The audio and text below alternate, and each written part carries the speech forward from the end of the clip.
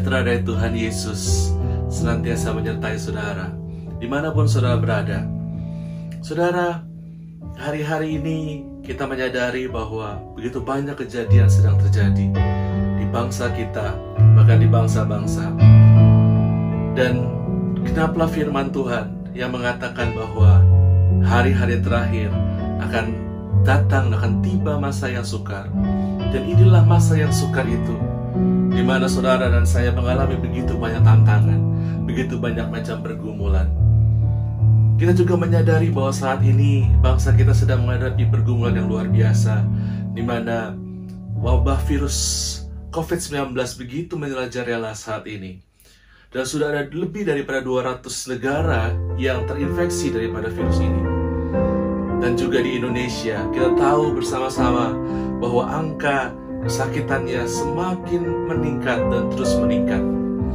Namun di tengah-tengah badai dan gelombang ini, namun di tengah-tengah persoalan ini, namun di tengah-tengah kesulitan yang sedang terjadi saat-saat ini, di tengah-tengah masa yang sukar saat ini, Tuhan berkata bahwa Tuhan menyertai kita senantiasa. Dan kalau Tuhan menyertai kita, saya percaya ada satu janjinya yang terus menyertai kita. Ada satu janjinya yang tidak pernah berubah. Dia berkata, jangan takut. Saudara, kenapa kita tidak boleh takut? Karena firman Tuhan berkata, apa yang kamu takutkan, itu yang mendatangi kamu.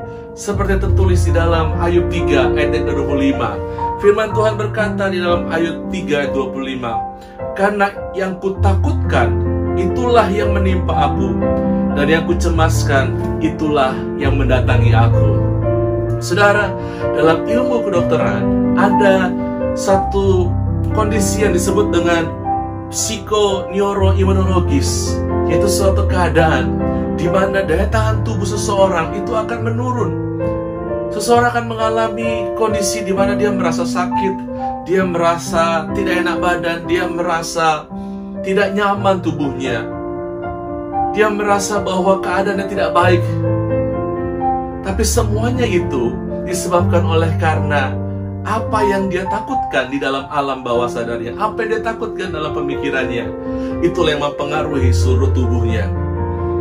Tidak sedikit orang datang pada saya dan berkata, "Kak, saya nggak tahu kenapa kok badan saya seperti ini." Pada saat saya dengar berita-berita yang sedang beredar saat ini, begitu saya baca WhatsApp, begitu banyak berita yang mengkhawatirkan, membuat saya begitu takut. Tapi waktu saya untuk menolak untuk menjadi takut, waktu saya menolak untuk tidak mendengarkan berita-berita itu, semua penyakit itu, semua ketakutan, semua kondisi tubuh saya yang lemas itu semuanya hilang. Saudara, itu yang disebut dengan psikoneuroimunologis. Secara ilmu kedokteran mengatakan tubuh seseorang itu akan mengalami kondisi yang lemah apabila dikuasai oleh ketakutan. Hari-hari ini Tuhan berbicara kepada saya. Tuhan katakan, belajar dari hamba-hamba Tuhan, di mana mereka tidak gentar, mereka tidak takut sekalipun mereka menghadapi masalah, pergumulan dalam hidup mereka. Mereka manusia yang sama seperti kita, tapi mereka adalah orang-orang yang berkata kepada dirinya, aku tidak takut, sebab Tuhan yang ada dan menyertai hidupku. Mari kita belajar bersama-sama. Ada dua hamba Tuhan yang Tuhan ingatkan kepada saya. Yang pertama, saya mau ajak kita untuk melihat seorang hamba Tuhan, Daud. Firman Tuhan berkata di dalam Mazmur 46 ayat yang kedua sampai ayat yang keempat. Daud berkata begini, Allah itu bagi kita tempat perlindungan dan kekuatan, sebagai penolong dalam kesesakan sangat terbukti. Sebab itu kita tidak takut, sekalipun bumi berubah, sekalipun gunung-gunung goncang di dalam laut, meskipun ribut dan berbuih airnya, sekalipun gunung-gunung goyang oleh geloranya. Dalam keadaan apapun, Daud berkata, aku tidak takut. Sekalipun gunung-gunung goncang, saudara, Daud berkata, aku tidak takut. Sekalipun persoalan datang dalam kehidupannya, dia berkata, aku tidak takut. Saudara, saya menemukan banyak kali bagaimana Daud mengalami pergumulan dalam hidupnya, bagaimana Daud mengalami perjuangan dalam hidupnya. Tapi dia berkata, aku tidak takut. Bahkan saudara, saat dimana Daud sekalipun dia mengalami ketakutan dalam hidup dia sebagai seorang manusia, dia berkata kepada dirinya, aku tidak takut. Lihat firman Tuhan di dalam Mazmur 56 ayat yang keempat sampai yang kelima. Daud berkata begini, waktu aku takut. Perhatikan, waktu aku takut. Daud berkata, waktu aku takut. Apa yang dia lakukan? Aku ini percaya kepadamu. Wow, luar biasa. Waktu Daud takut, dia percaya sama Tuhan. Kepada Allah yang firman yang kupuji, kepada Allah aku percaya, aku tidak takut. Apa yang dapat dilakukan manusia terhadap aku? Saudara perhatikan baik-baik. Daud berkata, aku tidak takut. Pada saat dia mengalami kondisi takut sekalipun, mungkin mengalami pergumulan dalam hidup dia, secara manusia dia berkata mungkin dia takut, tapi dia berkata kepada jiwanya, aku tidak takut. Apa yang dapat manusia perbuat kepada aku? Apa yang dapat sakit penyakit perbuat kepada aku? Kalau Allah di pihak kita, siapa lawan kita? Bahkan Daud berkata di dalam Mazmur 121, dia berkata, aku melayangkan mataku ke gunung-gunung. Dari manakah datang pertolonganku? Pertolonganku yang dari Tuhan yang menjadikan langit dan bumi. Wow, itu yang Daud katakan, saudara. Daud dalam keadaan apapun dia tidak mau menjadi takut. Dalam keadaan apapun dia tidak mau gentar dan gelisah. Dan saya percaya Tuhan juga mau saudara dan saya, hari-hari ini apapun yang terjadi dalam hidupmu, jangan takut. Amin. Saudara, yang kedua saya pelajari, dan seorang hamba Tuhan yang Tuhan suruh saya untuk melihat. Seorang hamba Tuhan yang luar biasa juga. Seorang hamba Tuhan yang dia tidak menyerahkan dirinya kepada ketakutan. Seorang hamba Tuhan itu berkata begini, saudara. Di dalam firman Tuhan berkata di dalam 2 Raja-Raja 6 ayat yang ke-15 sampai ayat yang ke-17, yaitu Elisa. Saudara, ketika pelayan abdi Allah, saya bacakan buat saudara 2 Raja 6 ayat 15 sampai 17. Ketika pelayan abdi Allah bangun pagi-pagi dan pergi keluar, maka tampaklah suatu tentara dengan kuda dan kereta ada di sekeliling kota itu. Lalu berkatalah bujangnya itu kepadanya, celaka tuanku, apa yang akan kita perbuat? Jawabnya, jangan takut, sebab lebih banyak yang menyertai kita daripada yang menyertai mereka. Lalu berdoalah Elisa, ya Tuhan, bukalah kiranya matanya supaya ia melihat. Maka Tuhan membuka mata bujangnya itu, sehingga ia melihat. Tampaklah gunung itu penuh dengan kuda dan kereta berapi sekeliling Elisa. Saudara, perhatikan baik-baik, lihat bagaimana Elisa begitu luar biasa.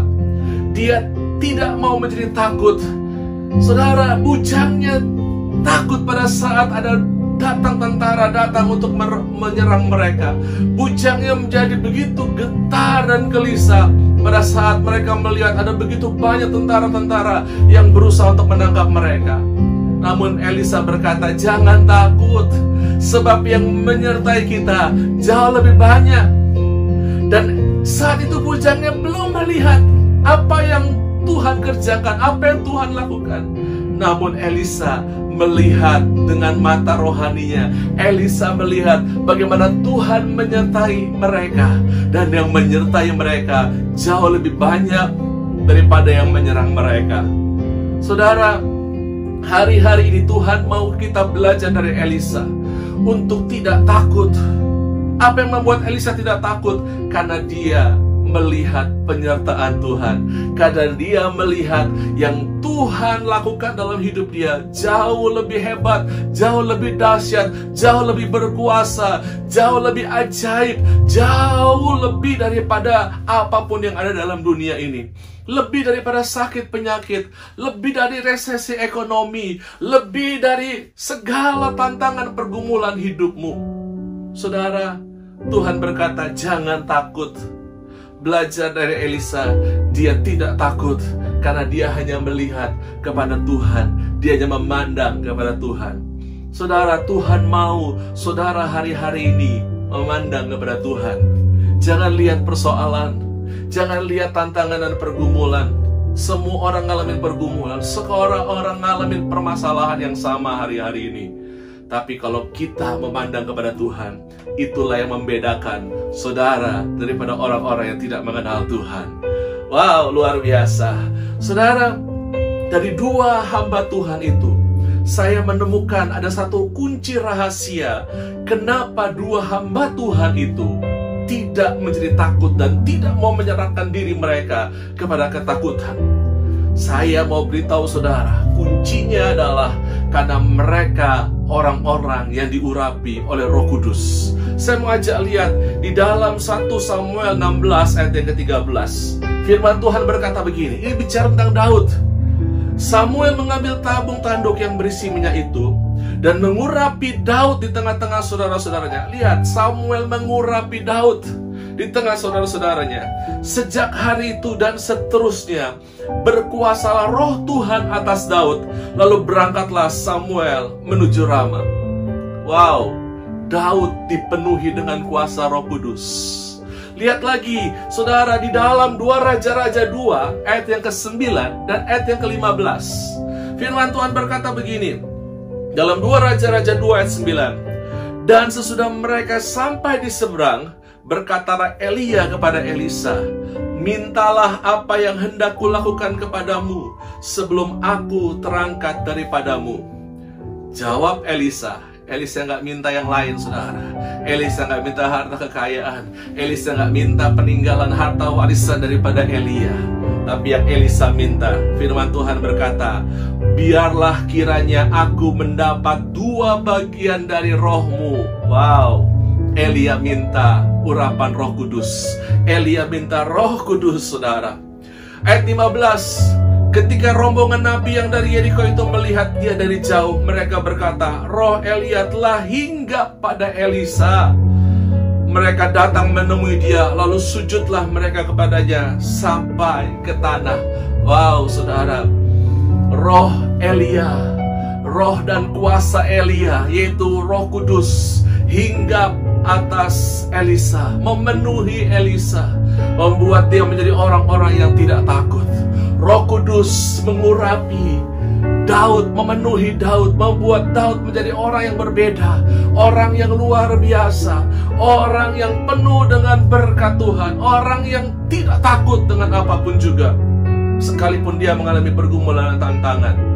Saudara, dari sini kita belajar, Tuhan berkata, umatku, hari-hari ini, saudara dan saya, kita harus dipenuhi dengan Roh Kudus. Supaya apa? Kita tidak menjadi takut. Supaya apa? Kita tidak menyerah pada keadaan. Supaya apa? Kita tidak menjadi gentar dan gelisah. Supaya apa? Supaya saudara dan saya, kita menjadi umat pemenang, bahkan lebih daripada pemenang. Di tengah-tengah situasi dunia yang serba susah hari-hari ini, di tengah-tengah dunia yang serba tidak menentu hari-hari ini, Tuhan berkata, kalau umatku diurapi oleh Roh Kudus, kalau umatku penuh dengan Roh Kudus, percayalah, saudara akan melihat ada berkat Tuhan, ada kuasa Tuhan yang dahsyat. Saudara, Tuhan akan luputkan kita dari semua masalah. Tuhan luputkan kita dari sakit penyakit. Di dalam Habakuk 3, firman Tuhan berkata, Tuhan berjalan maju di depan umatnya yang diurapinya. Saya percaya kalau saudara dan saya diurapi Roh Kudus, kalau saudara dan saya dipenuhi dengan kuasa Roh Kudus, Roh Kudus yang berperang gantikan kita, Roh Kudus yang berjalan maju di depan kita dan memberikan kita kemenangan yang gilang gemilang. Yang percaya katakan amin. Oh, haleluya. Saudara, bagaimana caranya kita penuh dengan Roh Kudus? Bagaimana caranya kita diurapi Roh Kudus? Saya belajar ada 3 hal bagaimana caranya kita diurapi Roh Kudus. Yang pertama, firman Tuhan berkata, saudara dan saya, hari-hari ini kita harus bertobat sungguh-sungguh di hadapan Tuhan. Sungguh-sungguh gak main-main lagi sama dosa, gak main-main lagi, saudara, dengan kompromi dengan dosa. Tuhan suruh kita bertobat, supaya saudara dan saya kita menerima kuasa yang dahsyat, kuasa Roh Kudus. Firman Tuhan berkata di dalam Kisah Rasul 2 ayat yang ke-38. Firman Tuhan berkata, jawab Petrus kepada mereka, bertobatlah Dan hendaklah kamu masing-masing memberi dirimu dibaptis dalam nama Yesus Kristus untuk pengampunan dosamu. Maka kamu akan menerima karunia Roh Kudus. Saudara, ini waktunya saudara dan saya, kita boleh sungguh-sungguh bertobat di hadapan Tuhan. Saudara dan saya, kita sungguh-sungguh nggak main-main lagi dengan dosa, nggak kompromi lagi dengan dosa. Saudara yang masih punya kepahitan dalam hatimu, saudara yang masih punya benci dalam hatimu, lepaskan semuanya itu. Bertobat di hadapan Tuhan sungguh-sungguh. Dan percayalah bahwa Tuhan akan memulihkan hidup saudara dan saya. Percayalah, di tengah-tengah zaman yang sukar saat ini, kalau saudara dan saya menjadi orang-orang yang sungguh-sungguh bertobat di hadapan Tuhan, pertolongan Tuhan nyata dalam hidupmu. Roh Kudus akan mengurapi dan memenuhi saudara. Yang kedua, saudara, bagaimana kita menerima Roh Kudus? Tuhan katakan, miliki hati yang haus akan Tuhan. Miliki hati yang haus akan urapan Roh Kudus. Firman Tuhan berkata dalam Yohanes yang ke-7 ayat yang ke-37. Dan pada hari terakhir, yaitu pada puncak perayaan itu, Yesus berdiri dan berseru, barang siapa haus, baiklah ia datang kepadaku dan minum. Barang siapa percaya kepadaku, seperti katakan kitab suci, dari dalam hatinya akan mengalir aliran-aliran air hidup. Yang dimaksudkannya ialah Roh Kudus yang akan diterima oleh mereka yang percaya kepadanya. Sebab Roh itu belum datang karena Yesus belum dimuliakan. Saudara, saat ini Yesus sudah dimuliakan. Kita baru merayakan Paskah. Yesus dimuliakan. Dia naik ke surga, saudara. Dia mati, dia bangkit, dia naik ke surga, dan dicurahkan Roh Kudusnya bagi hidup saudara dan saya. Dan dia berkata, barang siapa haus, mereka akan menerima kuasa, mereka akan menerima urapan Roh Kudus.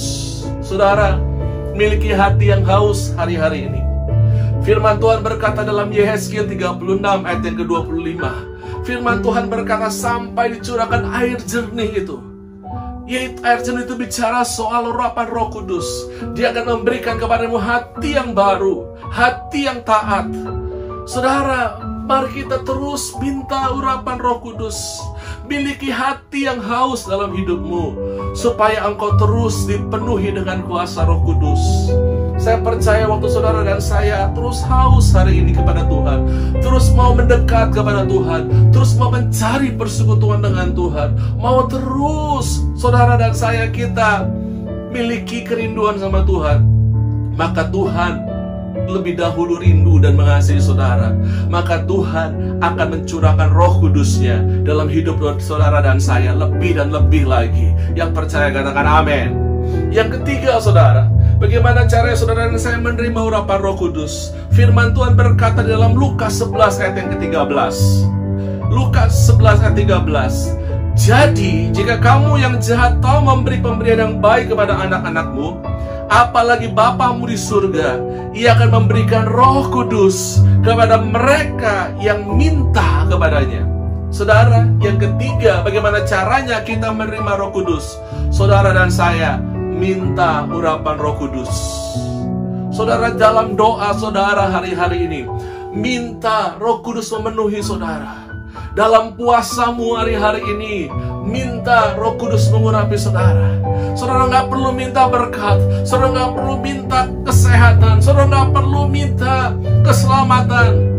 Saudara hanya minta urapan Roh Kudus. Karena kalau saudara minta urapan Roh Kudus, maka Roh Kudus yang akan membawa kesehatan buat saudara, Roh Kudus yang akan membawa keselamatan buat saudara, Roh Kudus yang akan membawa sukacita buat saudara, Roh Kudus yang akan membawa kelegaan buat saudara, Roh Kudus yang akan membawa kelepasan buat saudara, Roh Kudus yang akan membawa mujizat demi mujizat dalam hidup saudara dan saya. Bahkan Roh Kudus yang akan memberikan kita kemenangan yang gilang gemilang oleh tangan kanannya. Wow. Firman Tuhan berkata dalam Mazmur 20 ayat yang ke-7, Dia menjawab doa kita dari surga dengan kemenangan yang gilang gemilang. Roh Kudus menjawab doa kita dengan kemenangan yang gilang gemilang.